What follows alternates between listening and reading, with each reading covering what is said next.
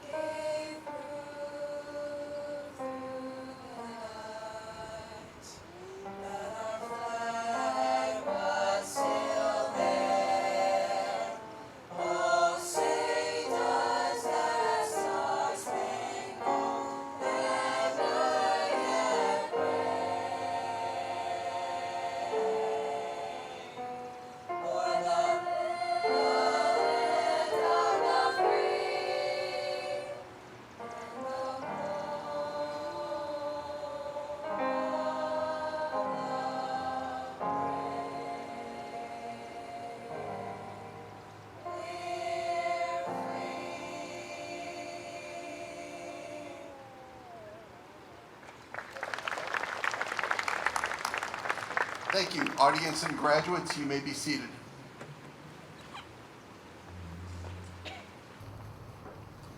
Mrs. Ward, esteemed trustees, Mr. Hanford, faculty, parents, guests, friends, and most importantly, members of the class of 2019. Good morning and welcome to the 163rd commencement exercises of Elgin Academy. I am honored to have the privilege of beginning our ceremony this morning, a special day for all involved, but especially for the 24 graduates seated to my right. My responsibility is to welcome all of you assembled here today to our beautiful campus, and I do this as a representative of the tremendous group of educators seated behind me.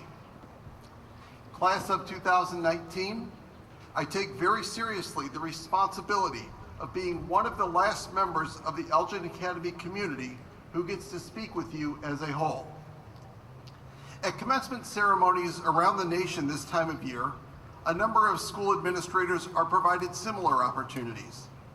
I imagine that most of us, at some point in our speeches, include a quote from a person or book who has had a great influence on our lives. While I would like to strive for originality, please allow me to do the same, but with a slight twist. My speech is not going to reference one, not two, but 24 quotes. This semester, I had the pleasure of reviewing all of the senior speeches in advance. After reading them once, listening to them live, and then reading them again in advance of this commencement, I have chosen a quote from each that spoke to me the most. Now, the quote that I have chosen may not be the most memorable from their speech.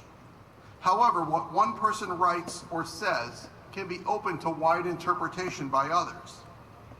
While this complexity can cause issues of misinterpretation, it can also provide beauty to language that allows everyone to make communication, conversations, books, music, and movies their own. Therefore, I present to you the class of 2019 senior speech quotes that mean the most to me, either because they inspired me, they intrigued me, or they simply made me laugh. Someone you've never met before could be the most important person in your life 5 years from now. If you spend too much time thinking about the past or future, you will wonder where time went. Nothing I tell you today will have any significant impact on your lives. Everyone should travel to and live in another town, another state, even another nation. The experience will change the person for the better. My host mom talks with me on the rides back and forth to school, and she teaches me a lot of slang, of course in a good way, like suck it up buttercup, bye Felicia, and okie dokie artichoke. I strive every day to be able to give back to the community. Do more. Do more so that you can impress your classmates, your teachers, and your parents. Show them what you can do. Glossophobia is the name for a fear of public speaking, and it appears to affect 75% of the population in the United States. There are some experiences you can't understand until you actually go out and do them. I am so excited to move forward with my life because that's just the kind of person I am, always looking for what's over the next hill. I really do have a lot of emotions that I don't take the time to notice on a normal basis. Please, for the love of everything, don't wait until the last minute to do everything. It's truly hard to master all languages and cultures in your lifespan, but music, art, and love are the communication tool to all hearts. Everyone has a life story, and without risk, yours will be boring. Be honest with someone, enroll in the harder class, accept the opportunity, and take the job. It is okay to fail. Trying to be the perfect version of who we are is unimportant. In reality, there is no perfect version. The reason why it is so hard to fit in is because you are not supposed to. We are all meant to stand out and be our own individuals. Stop fearing the negative, or stop sulking in past negative experiences, and realize it's just the way of life. Embrace it, and in doing that, you will feel a weight off of your shoulders. And that right there is a step in the right direction to achieving internal balance. While there's nothing wrong in asking for an opinion, we should not let the ideologies or thoughts of others determine how we lead our life. The process of learning is more important than the grade. Sometimes it is just better to go with whatever your gut is telling you to do, say of course, and leap. I know there isn't a best way to help change the world, but we can always do better. And fittingly for the final quote, so now, while you are probably zoning out and want my speech to be done, I will say my thank yous. Class of 2019, thank you for the opportunity that we have had to spend this portion of your life with you. You have helped shape our community during your time on campus, and we know that you are prepared to do the same as you go off to institutions of higher learning. Congratulations on reaching this moment. I am honored to help award you your diplomas today. Thank you.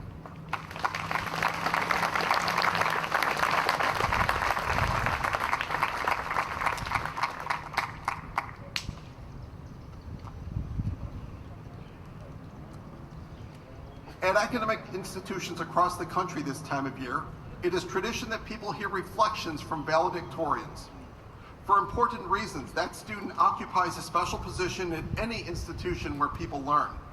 That person is the chief academic and the resident student scholar, and the right to be called such only comes with a combination of effort, curiosity, diligence, and perseverance.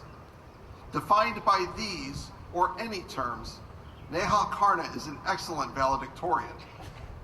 Both our community and the academic world outside of Elgin Academy have recognized Neha for her focus on challenging herself and consistently mastering her goals. Even a truncated list of her accomplishments is impressive.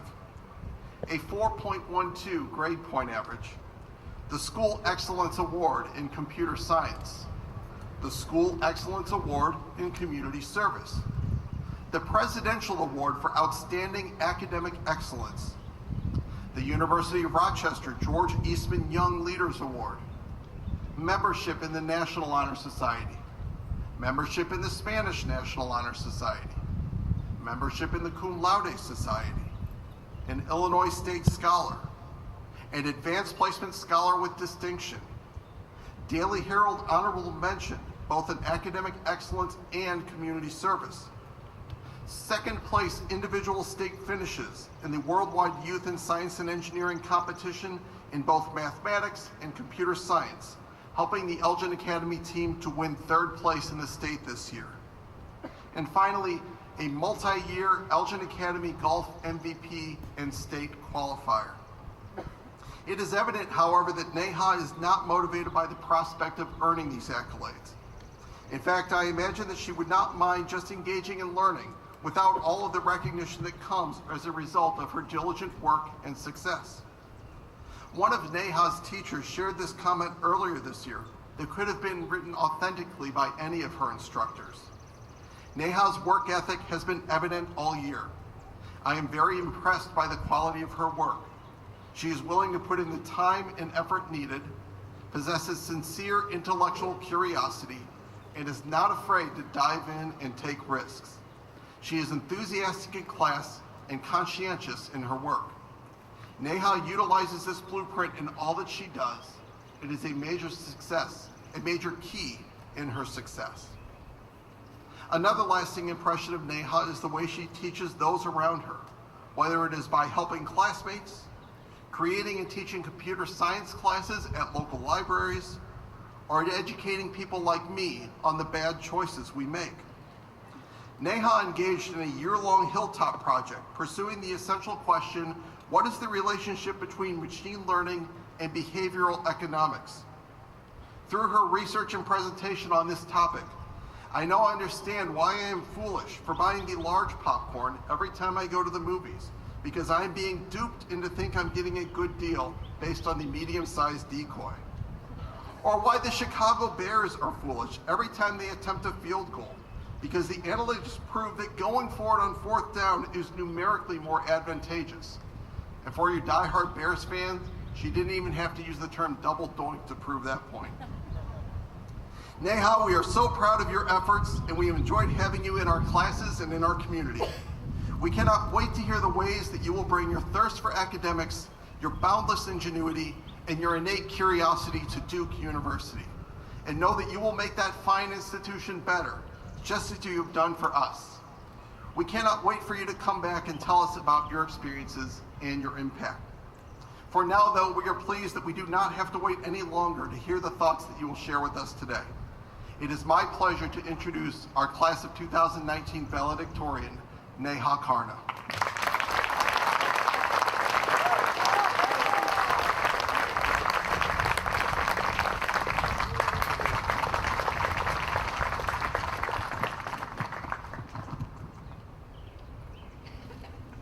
Mrs. Ward, esteemed trustees, Mr. Hanford, Ms. Isaacson, faculty, parents, guests, friends, and members of the class of 2019.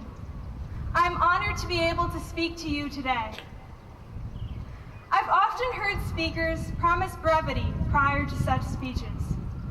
However, since I've got a lot to say about this class, I'm not making any promises. Reminiscing about my time at Elgin Academy, I think of the many values its community has instilled in me and my classmates. During the past 4 years, we've all become more accepting, caring, and inquisitive human beings, and I am grateful for this. We're frequently reminded of our small size. Often, people outside of Elgin Academy ask us, how many students are in your grade level? We simply answer with a number, 24, and suddenly something seems amiss.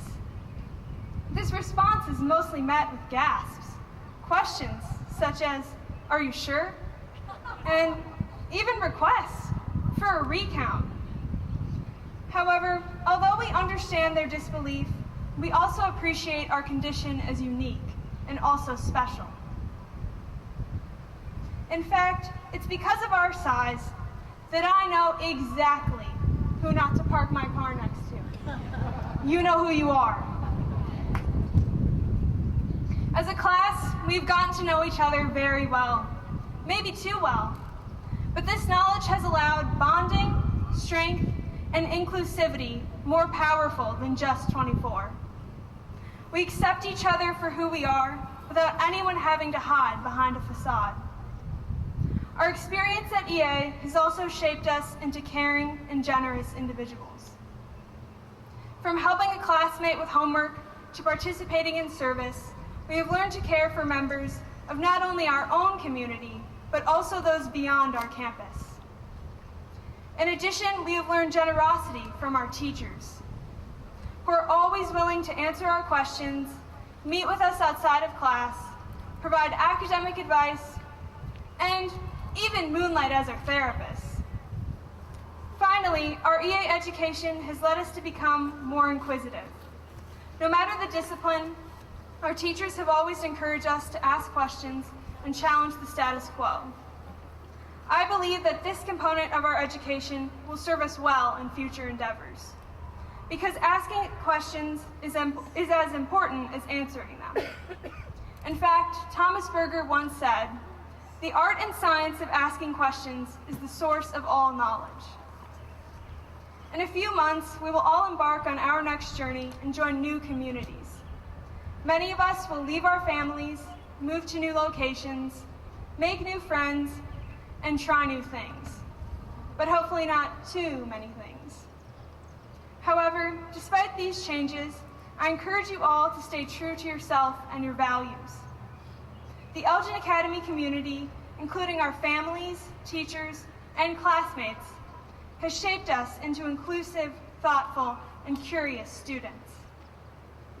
No matter the circumstances in college and beyond, we must not forget who we are and where we came from. I encourage my fellow graduates to follow the wise words of the Dalai Lama and open your arms to change, but don't let go of your values. Additionally, I urge you all to reflect on your sources of happiness, as it's important to separate what we think will bring us joy from what really does. Now, I don't mean to sound like your grandmother, but in the age of technology, it is easy to believe that we need money, validation, the best job, and of course, the latest Gucci belt to be happy and succeed. However, as Bill Vaughan once said, money won't buy happiness, but it will pay the salaries of a large research staff to study the problem. Remember that your own opinion of yourself, your gratefulness, and time spent with family and friends will more often than not determine your happiness. On that note, I would like to conclude by thanking those who have made our time at EA a happy one. To our families, thank you for investing in our education, a lifelong gift that will never stop paying dividends. To each other, this day wouldn't be possible if it weren't for the many times we supported one another. I know I will miss each of you and cannot wait to hear of your future accomplishments. To the faculty and staff at Elgin Academy, we could not have made it to this point without your encouragement, patience, and dedication. Although the end of this era may evoke feelings of sadness, I hope that you all feel excitement too. As Nora Ephron once said, your education is a dress rehearsal for a life that is yours to lead. Thank you, and congratulations to the class of 2019.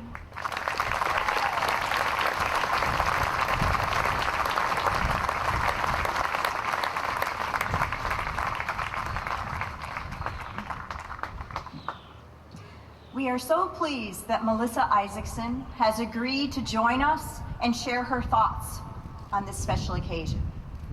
Ms. Isaacson has been an award-winning sports writer for more than 30 years and has covered virtually every major sporting event, including the Summer and Winter Olympic Games, more than a dozen Super Bowls, the Final Four, various college bowl games, Wimbledon, the US Open, and the British Open. She was part of the Chicago Tribune's coverage for the White Sox World Series run in 2005, as well as the Cubs playoff campaigns in 2003, 2007, and 2008. In 19 years at the Chicago Tribune, she was also the principal beat writer covering the Michael Jordan-led Bulls in the 90s, and later, the Chicago Bears for 7 seasons. Most recently, she worked for ESPN's International Division and before her time at the Chicago Tribune, was on the staffs of Florida Today, USA Today, and the Orlando Sentinel, where she covered the NFL, NBA, college basketball and football, and tennis, receiving Associated Press Sports Editors Awards for beat writing, investigative, and feature reporting. Ms. Isaacson currently is on the faculty at the Medill School of Journalism at Northwestern University. She teaches undergraduate and graduate courses in writing, reporting, and sports reporting. She holds a BA in journalism from the University of Iowa and is the author of 2 books, Transition Game, an inside look at life with the Chicago Bulls, and Sweet Lou Piniella, a life in baseball.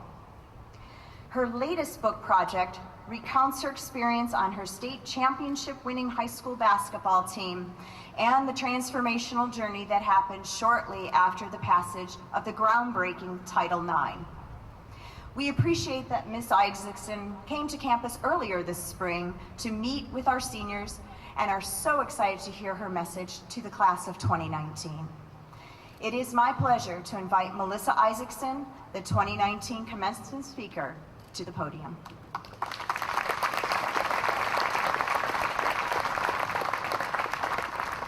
Thank you. Mrs. Ward, esteemed trustees, Mr. Hanford, faculty, parents, guests, friends, and most importantly, members of the class of 2019, good morning and congratulations to the Elgin Academy class of 2019. It's a privilege for me to be here, truly. So despite me being something less than a professional commencement speaker, I walked into Elgin Academy 2 months ago thinking I pretty much had this all figured out. I was to meet the graduating class, would formulate my thoughts for what to tell you today. But what I thought I knew and what I would find out in a relatively short period of time that morning were 2 very different things. Having come from a high school with the graduating class of about 500, I remembered that high school, as wonderful as it was, could also be a scary place, filled with peer pressure and searching for belonging. That adult life rarely reflected the pettiness and even the joys we would find. That even if it was great, it would get better. And then I walked into this place and listened to this incredible group of young people who told me what a special school this is and what a distinctive class they are. They told me about the senior class of 24, beginning as a freshman class of 16. But then they told me we just kept adding people, and everyone just sort of fit in, and it helped us grow closer, like brother and sister relationships. They told me about being, quote unquote, super excited whenever a new kid arrived. Super excited about welcoming the new kid feeling welcome. Talk about turning that stereotype on its ear. They told me about a support system that's not about competitiveness. Not about competitiveness. Can you imagine? They could. They did. They told me about the freedom they enjoy here, the independence and yet the emotional pull they have now and will always feel to a community of people where they have grown up with their teachers and formed a lasting bond with their classmates. A place where if one student is absent one day, the rest wonder where they are and if they're okay. We take care of each other, you told me. And so I wondered, what could I possibly tell you? What advice could I dispense to a group I know will be fine because of the incredible foundation that was laid here? But alas, I will plow ahead just the same. I was asked to speak, I'm pretty sure, because I wrote a book about my high school years called State, which chronicled a period in the late 70s that was an enormously transformative time in our country for women and girls. When my teammates and I entered high school in 1975, there were no postseason playoffs, no state championship. Varsity sports had only recently begun for girls, and not only did all the girls' teams have to share uniforms, we were not allowed to practice or play in the main gym, which was referred to as the boys' gym. 4 years later, it was standing room only in that same gym, and we ended up winning one of the first state championships for girls in the state of Illinois, beating a team from East St. Louis in a title game and a 16-year-old named Jackie Joyner, who some of your parents will know would become an Olympic champion, one of the greatest female athletes of our time. The book is about how we are forever changed by that experience, by the adults in our lives who are unsung heroes in the fight to give us the same opportunities as boys. And not just opportunities, but life lessons that previously girls simply did not have access to. In any given high school, two groups generally distinguish themselves by graduation day. The kids who can't wait to get out and distance themselves from that period of their lives, for whatever reasons, both positive and negative, and the ones who are a little sad and nostalgic at leaving high school behind. Either way, there are adults, like me, who will tell you that the lessons from high school will resonate throughout your lives. Through the experience of writing my book, I've admittedly been more immersed in high school years than any middle-aged adult should probably be. Calling my former teammates on a regular basis to demand answers to such questions as, what did you say that one time when I said something funny about Judy's hair that one day? I'm pretty sure had them thinking I had lost my mind. I had become the subject of Bruce Springsteen's song, Glory Days. I'll spare you my singing, but I'm thinking of the verse that goes, just sitting back, trying to recapture little of the glory of, while time slips away and leaves you with nothing, mister, but boring stories of glory days. A little harsh. I mean, my stories aren't that boring, I don't think. And many are actually funny. Read it, you'll see, I swear.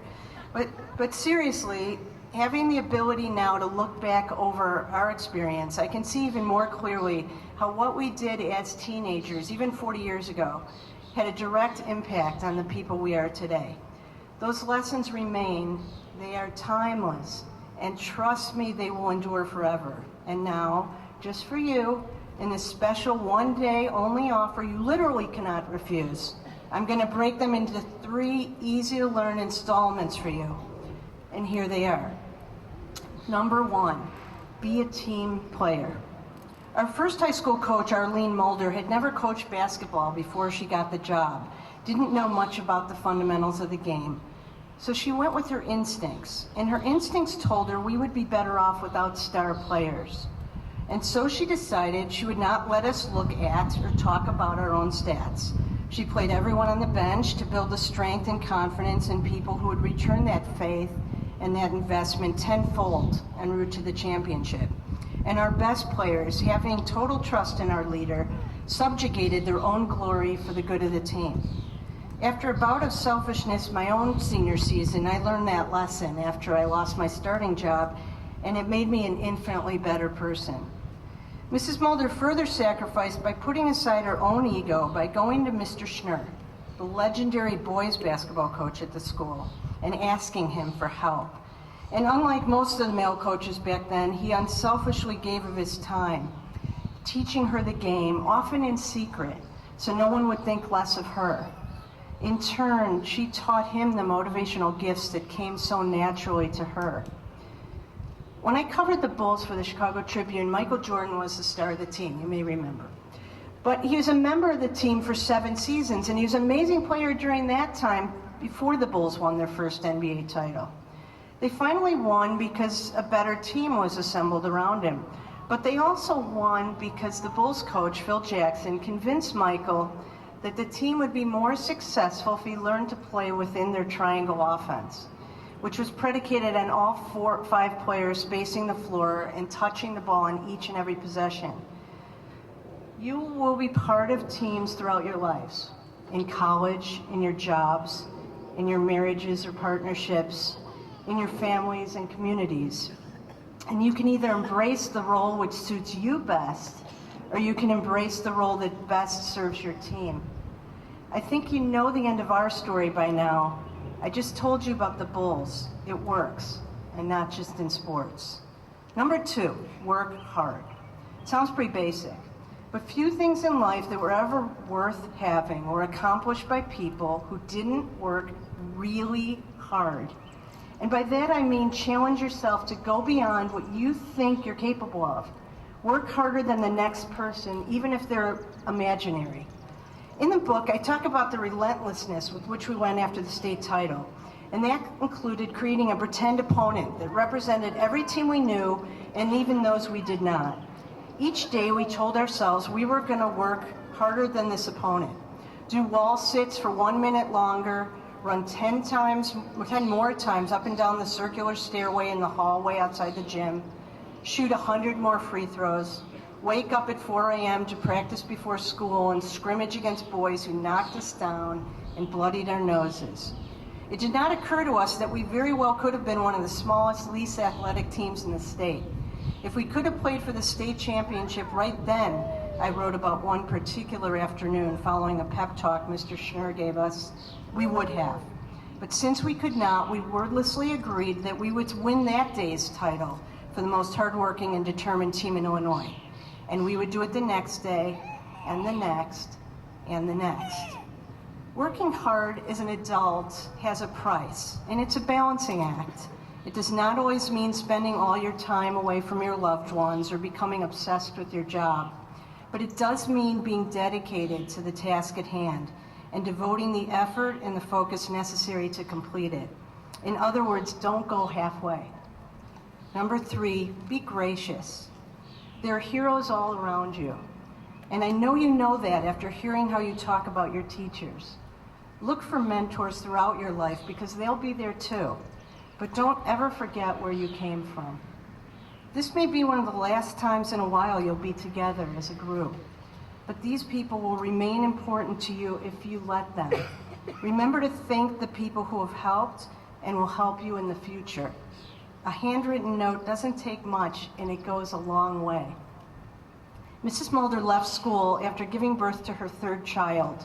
I was 16 at the time, and I thought she deserted us. After our new male coach took us to the state title the following year, we never properly thanked her. The lessons we learned, the selflessness that carried us to the championship had been ingrained in us by Mrs. Mulder. But we were pretty pleased with ourselves and our accomplishment, and so we didn't think to call or to write or to simply tell her then how much she meant to us. She was fine. She had her 3rd child, and she went on to become a 5-term mayor of Arlington Heights. And we have since told her how important she was. It's never too late. But you know all this, so let this simply be a reminder, a confirmation that what you've done at this very special place is right, exceptional even.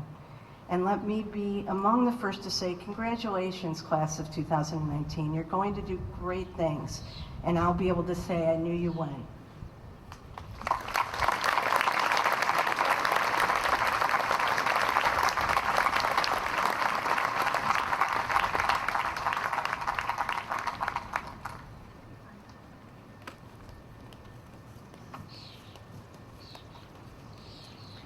As a student body president, I would like to take this opportunity to sincerely thank Ms. Isaacson for her words of advice, support, and encouragement. In addition, we are so thankful for your willingness to speak to us today. There is much to learn in what you said, and we appreciate you sharing your thoughts with us today. On behalf of my classmates, I would like to thank you for spending our commencement day with us and for sharing your wisdom. Please accept these Elgin Academy gifts as an enduring expression of our appreciation to you.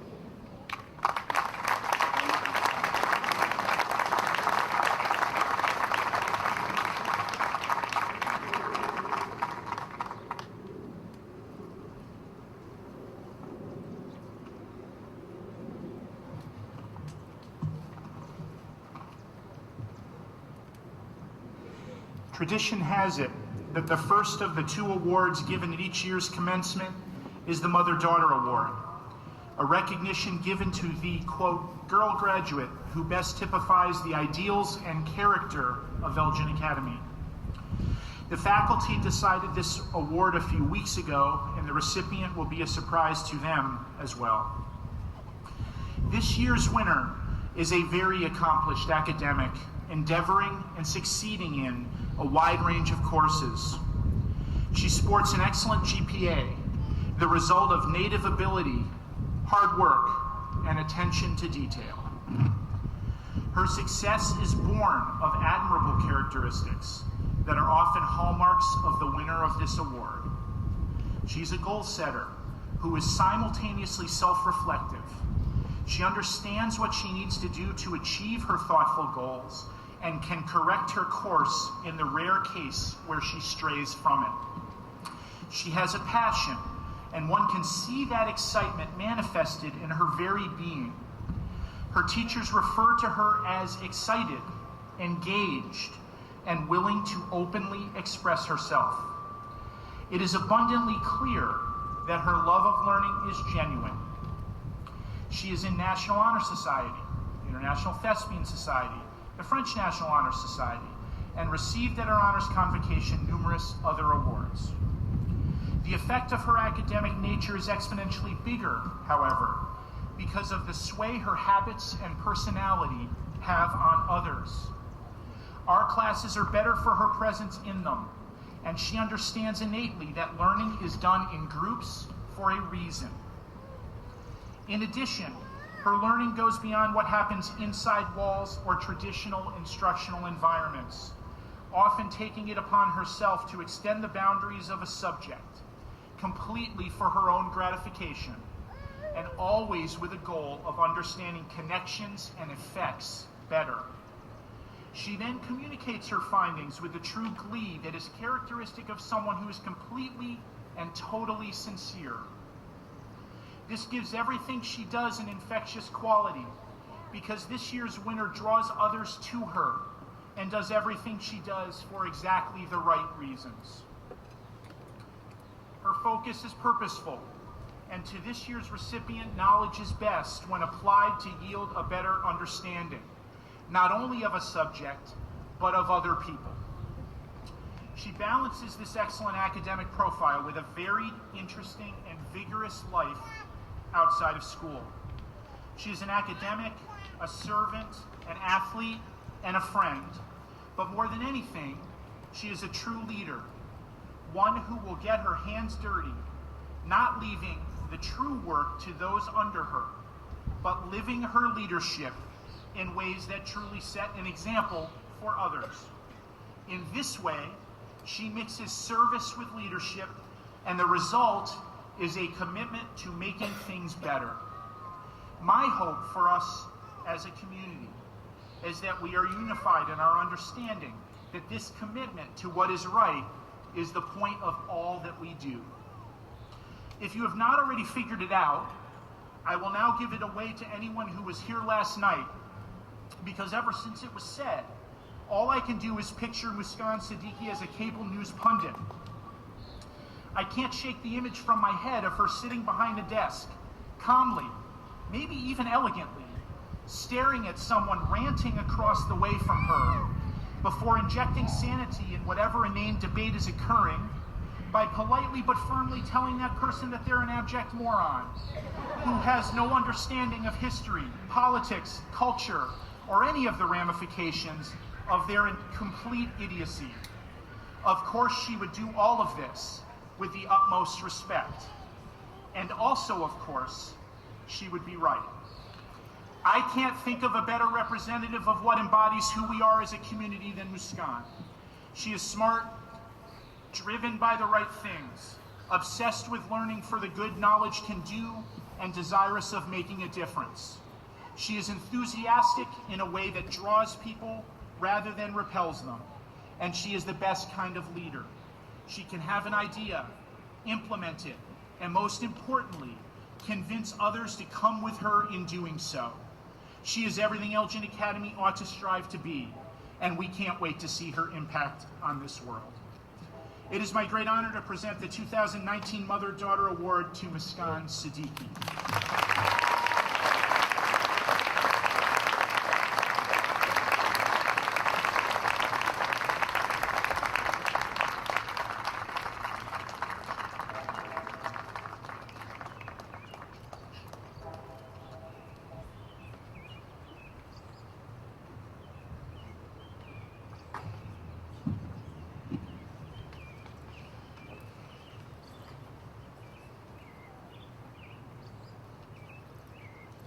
as I prepare to present the Ora L. Pelton Award, I would like to invite one of our graduates to the stage in order to help me make this presentation.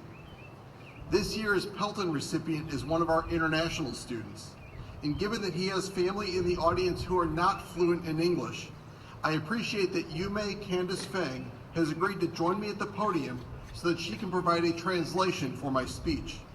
As Candace makes her way to the stage, please join me in recognizing her for this tremendous gesture, as well as for her accomplishments as the salutatorian of the class of 2019. In that role, she gave a very thoughtful speech to her classmates and their families at the baccalaureate dinner on Wednesday night.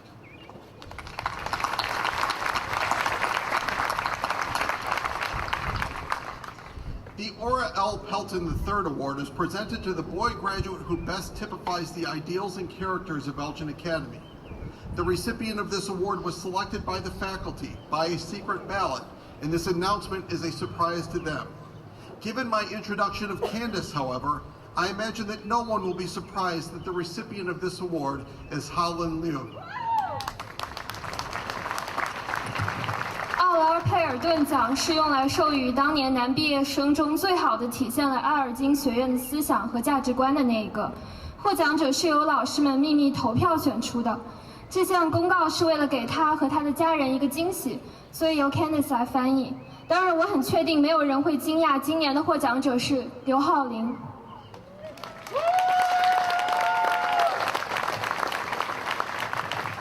When one considers Howland's accomplishments in the upper school, the words well-rounded might come to mind. He is graduating with a 3.92 grade point average, one of the highest in the class. His transcript reads like a best of list at the top classes offered in multiple subject areas: Calculus 2, AP Biology, AP Chemistry, Honors Mathematical Physics, AP European History, AP United States History, Programming in Java, and Spanish 3, a special feat considering that he is already doing the majority of his learning in his second language, English. 当我们想起浩林在高中的成就时，可能会想到全面这个词。他的平均 GPA 成绩为 3.92， 是年级最高的成绩之一。他的成绩单像一个横挂众多学科和顶级课程的最佳列表，涵括微积分2、AP 生物学、AP 化学、荣誉数学物理学、Java 编程和西班牙语3。这实在是一项壮举，考虑到他用他的第二语言英语完成了大部分的学习。Howland has earned a number of academic accolades during his Elgin Academy career. He is an AP Scholar with Honor, an Elgin Rotary Club Straight A Award winner, an individual medalist in chemistry, mathematics, and computer science as a member of our award-winning Worldwide Youth in Science and Engineering team. Last year, the faculty presented him with the St. John's College Book Award because he demonstrates an interest in the liberal arts, thrives on knowledge and discovery, and demonstrates both thoughtfulness and intelligence in his life. Finally, at last night's honors convocation, he was awarded the School Excellence Awards in 3 subject areas: world languages, science, and mathematics. 浩林在阿尔金学院的这4年里获得了许多学术荣誉，他是荣誉 AP 学者、阿尔金 Rotary 俱乐部全 A 获得者。作为我们学校屡获殊荣的世界青年科学与工程竞赛 WISE 队的成员，更在化学、数学和计算机科学等领域荣获了诸多个人奖项。去年，教师们向他颁发了圣约翰学院图书奖，因为他既表现出对文科浓厚的兴趣和丰富的知识储备，也体现出对生活的思考和发现。最后，在昨晚的颁奖典礼中，他获得了3个学科领域的优秀奖，分别是世界语言、科学和数学。Beyond the classroom, Howland enjoyed being a member of our cross-country and track teams, earning the Leadership Award and Most Improved Award in different years. He has been a vital teammate, building friendships with others on those tight-knit teams. He also has personal passions in language learning, studying Japanese on his own, as well as in anime, gaming, and coding, all of which are playing a role in his eventual goals. 在课堂以外，浩林很享受成为我们学校越野和田径队的一员。在不同的年份，他分别获得了领导奖和最佳进步奖。他是队中活跃的一份子，更是在这样一个紧密团结的队伍中，与伙伴们建立了深厚的友谊。同时，他对语言学习也有着浓厚的兴趣，包括自学日语、动漫、游戏和编程，这些兴趣都将在他最终的目标中发挥关键作用。At this time, I would like to revisit a statement that I made at the beginning when I proposed the hypothesis that Howlin is a well-rounded student. Actually, I do not believe that is the case. While that term is meant to be an endearing one that indicates someone who has a variety of interests, it can also unintentionally indicate a breadth instead of a depth of passion. Therefore, I would like to propose that Howlin is a well-pointed student because his strengths run deep in his areas of interest. What makes him worthy of recognition is the sheer number of these pointed areas in which he excels. 现在，我想重新审视一下我在开头提到的关于浩林是一个全面发展的学生的假设。事实上，我不完全是这样认为的。虽然这个用语是用来表示一个人有许多的爱好，但它更多的是用来表述兴趣的宽度，而不是深度。而让浩林值得被表彰的是他对这个别几项兴趣所体现出的绝对热情以及取得的成就。As Howlin prepares to graduate from Elgin Academy and matriculate at the University of Illinois, he does so with the same well-pointed mindset. He plans to major in their program that combines computer science studies with another area of interest. In Howlin's case, this means combining his love of computer science and linguistics. We could not be more proud of his accomplishments and more amazed at the wonderful path that he has ahead of him. We have been fortunate to collaborate with Howlin these past 4 years and know that the same will be true for his future professors and peers. 在浩林准备从阿尔金学院毕业，并开始在伊利诺伊大学学习时，他同样运用了这种注重深度而不是宽度的思维模式。他计划修习该学校结合了电脑科学和另一门兴趣学科的项目。对于浩林来说，他将把对计算机科学和语言学的热爱相结合。我们对他的成就感到由衷的骄傲，更加期待他的光明前程。在过去的4年里，我们感到十分幸运能当浩林的老师，同时也知道他未来的教授和同学也会感到如此。Howlin, please join Candace and me at the podium to receive the Ora L. Pelton III Award for 2019. 浩林，请站上领奖台来领取属于你的这份荣誉—— 2019年的奥尔佩拉顿奖。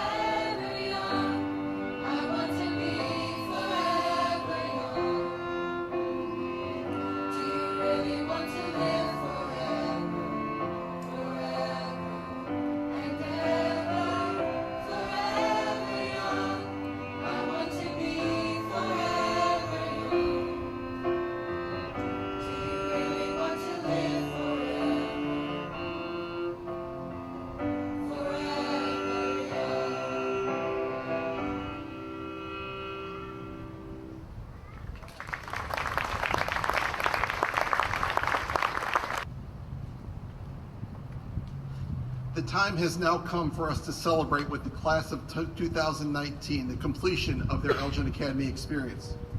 Joining us today on behalf of the Alumni Advisory Board will be two alums, Colleen Konasek from the Elgin Academy class of 1984 and Tegan Moore from the Elgin Academy class of 2018. They will be welcoming each of today's graduates into the ranks of the Elgin Academy Alumni Association. In a moment, I will signal for the first section of the Elgin Academy class of 2019 to rise in preparation for the conferring of their diplomas. First, I am pleased to call forward Mr. Jim Kidston, the senior member of the Distinguished Elgin Academy faculty. Mr. Kidston is completing his 39th year of teaching on this campus.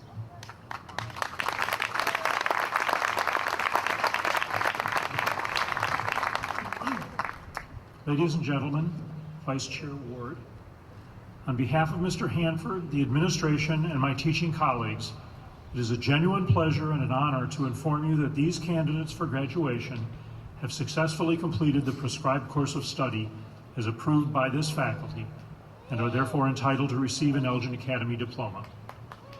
We, their teachers, proudly recommend them to you for the conferring of the diplomas and assure you that they are ready to use the knowledge that they have gained here in order to lead their lives with confidence and compassion.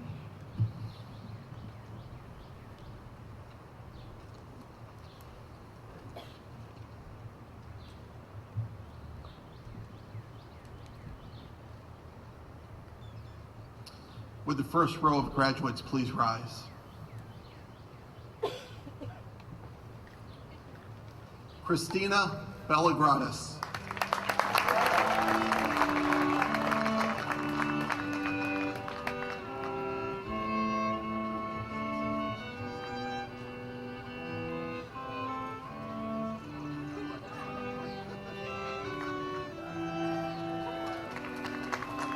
Madigan Francis Baborsi.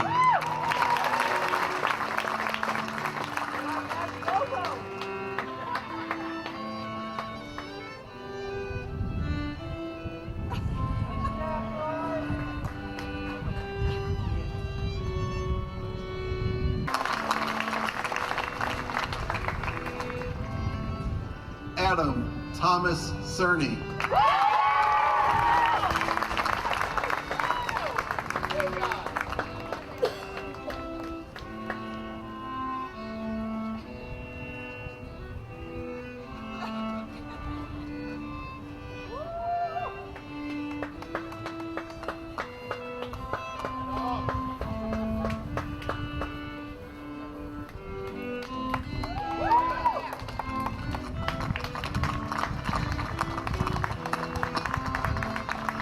Tieni Roger Chu.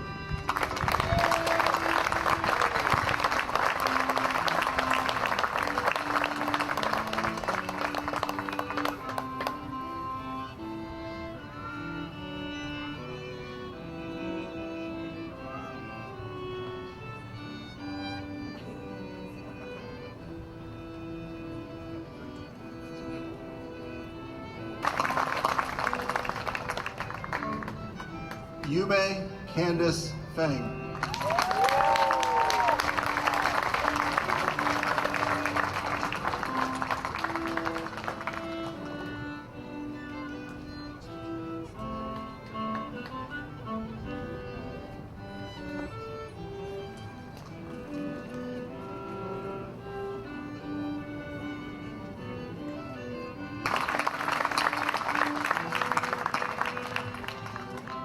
Neha Anoop Karna.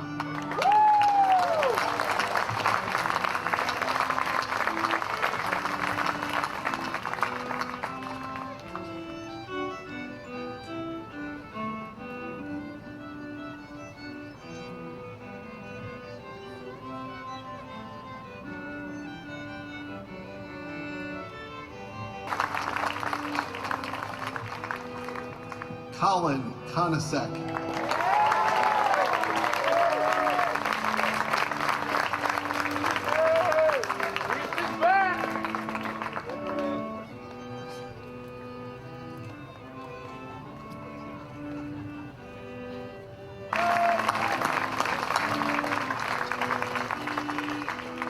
Howland Leo.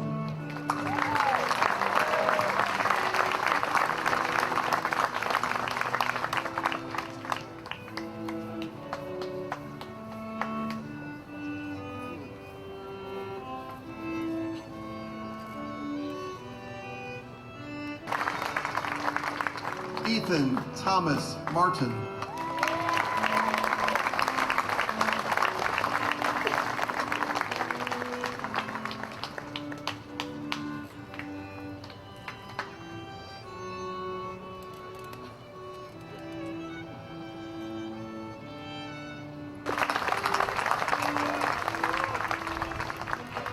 Arlie Kathleen Nisbet.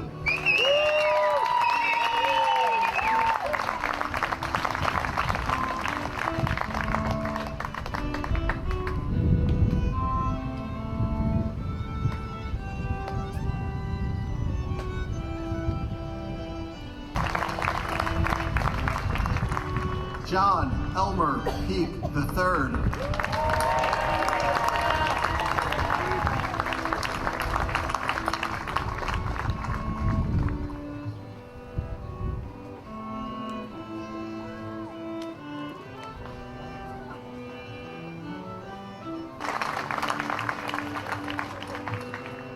Catherine Elaine Peak.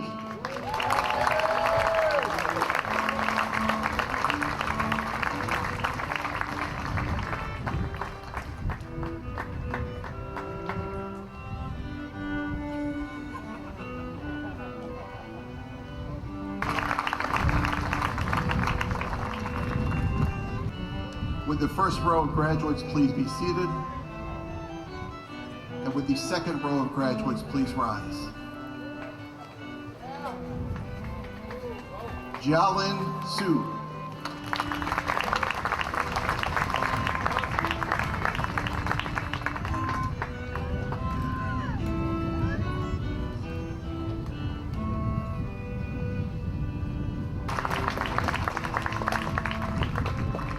Leanne Rao.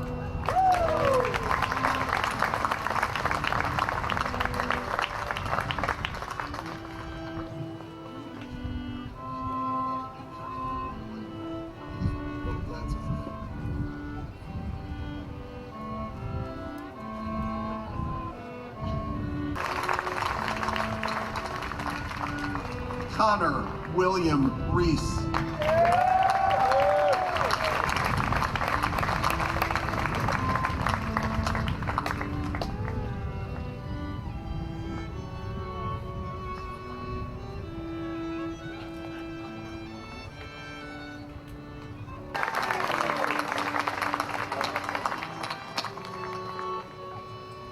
Kellyanne May Rigot.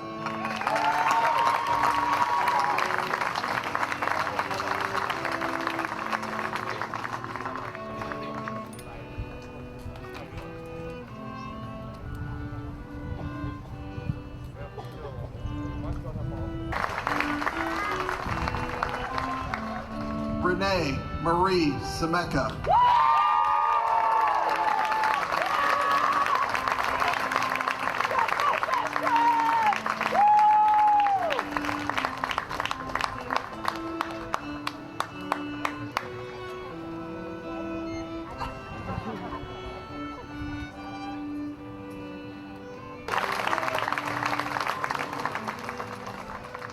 Syed Murtaza Shah.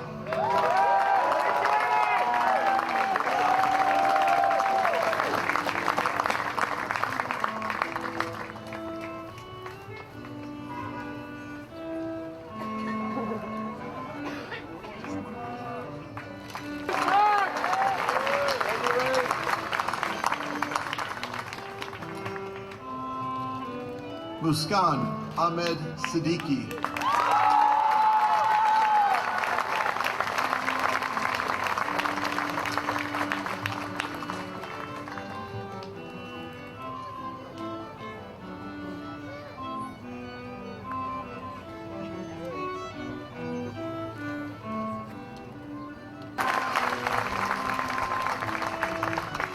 Noah C. Townsend.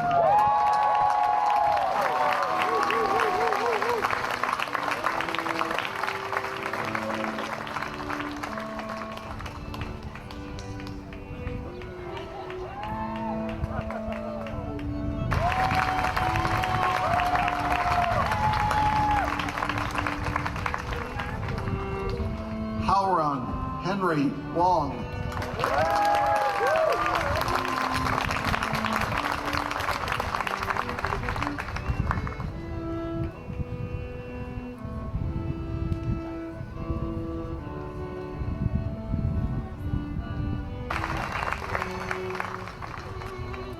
Derek Michael Warren.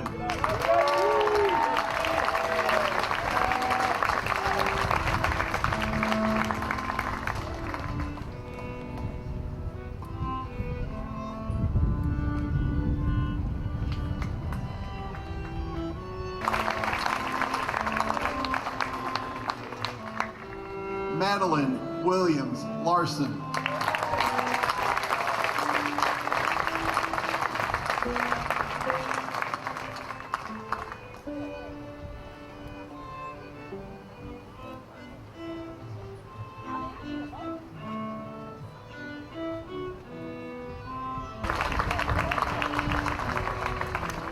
Lauren Marie Yost.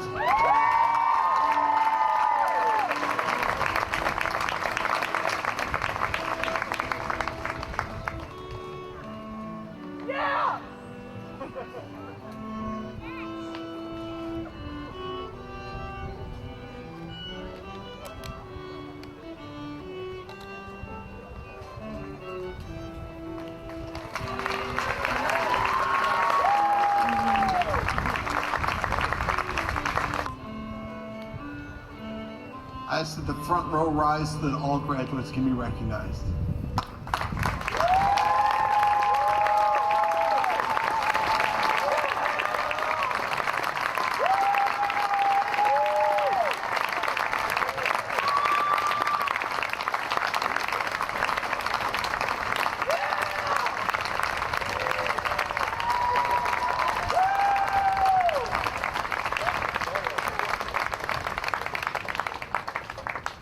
Graduates, you may be seated.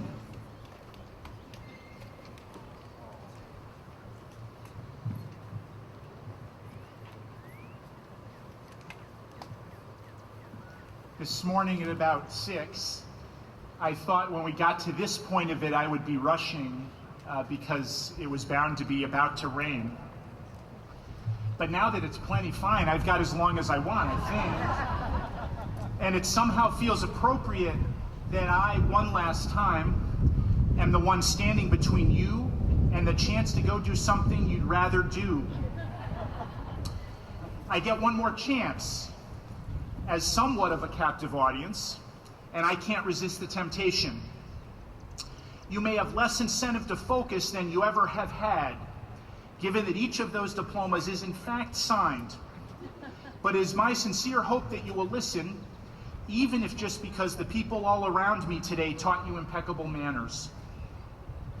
The other night, I spoke with you about my newfound passion for yarn and the way its diverse yet unifying and resilient characteristics reminded me in so many ways of the individuals in your class and the admirable whole you have become. Today, I'd like to shift gears and talk about big ambition and a nuanced understanding of history. You may be aware that this year, in the month we just concluded, we marked the 50th anniversary of the first man to step on the moon. This accomplishment was loaded with significance for the Cold War, for education in our country, for our ambition as a society. From this audacious, seemingly impossible goal came myriad scientific developments that have altered our lives for the better. For decades, launches were what we in the pre-streaming days called some sitcoms must-see TV. You may not be familiar with that concept, that usually you actually have to watch something like when it was on TV. So why did we call it that?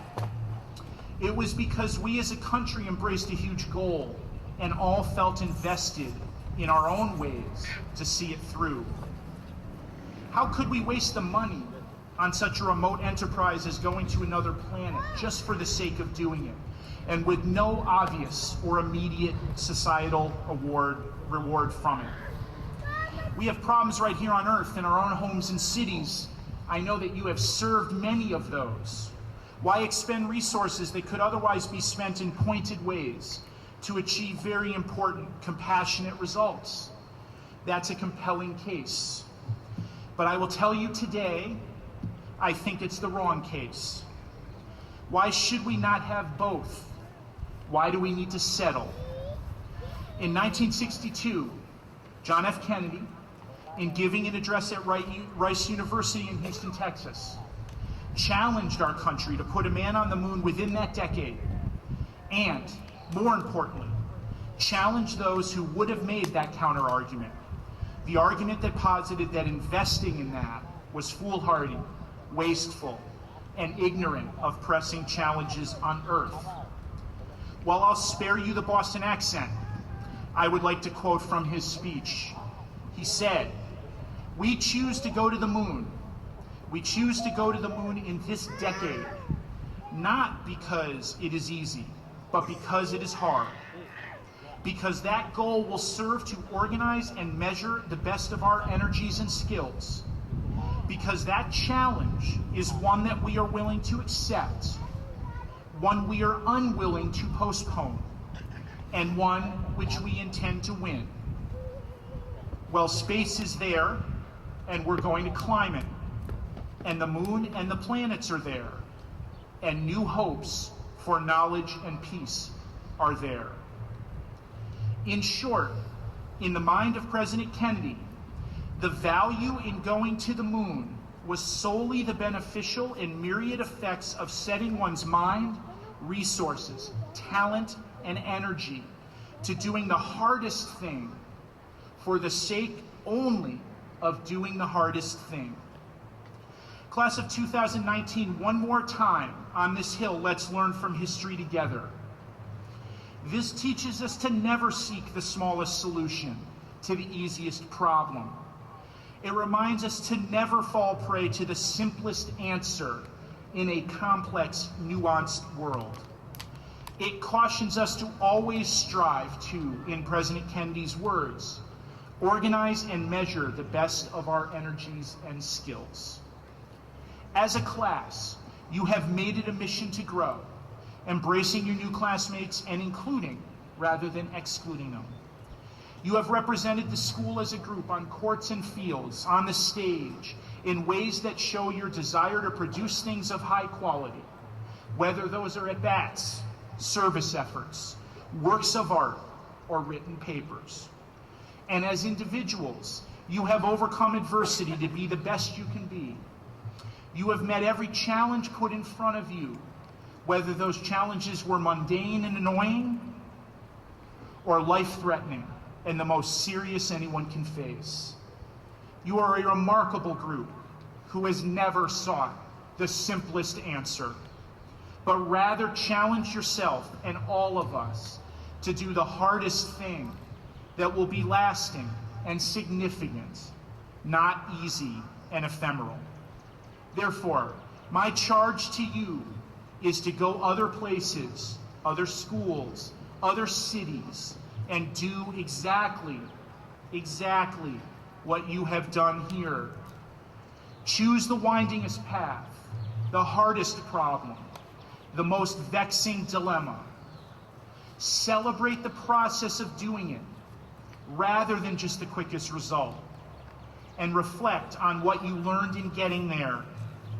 More than ever, our world needs that commitment to the biggest issues you have demonstrated to us, and it needs a commitment to the process that allows you to replicate the solutions over and over again.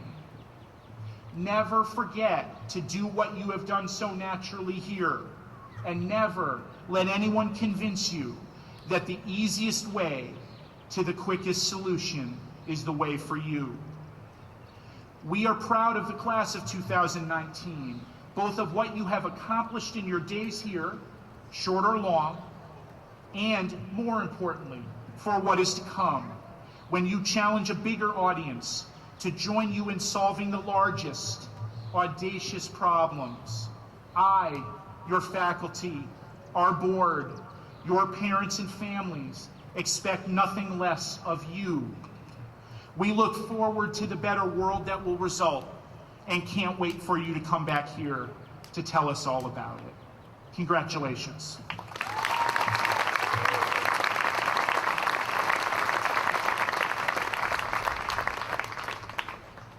Graduating members of the choir, please join the ensemble. We will then invite everyone to stand and sing the Elgin Academy hymn with us. The words and music are in your program. Would the audience and graduates please rise?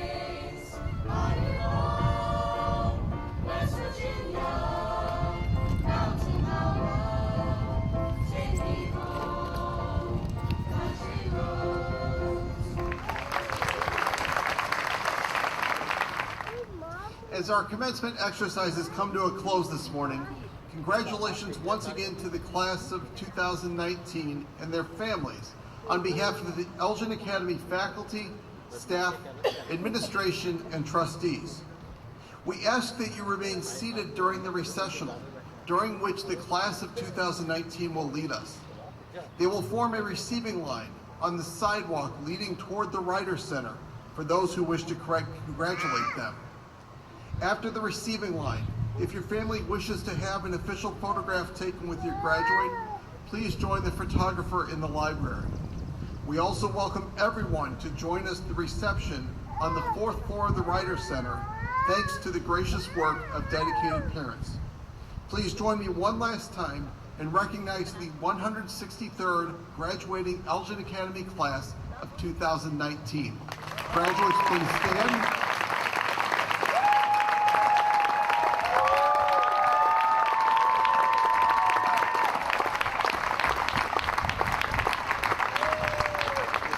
And get ready, because on the count of 3, we will toss your caps.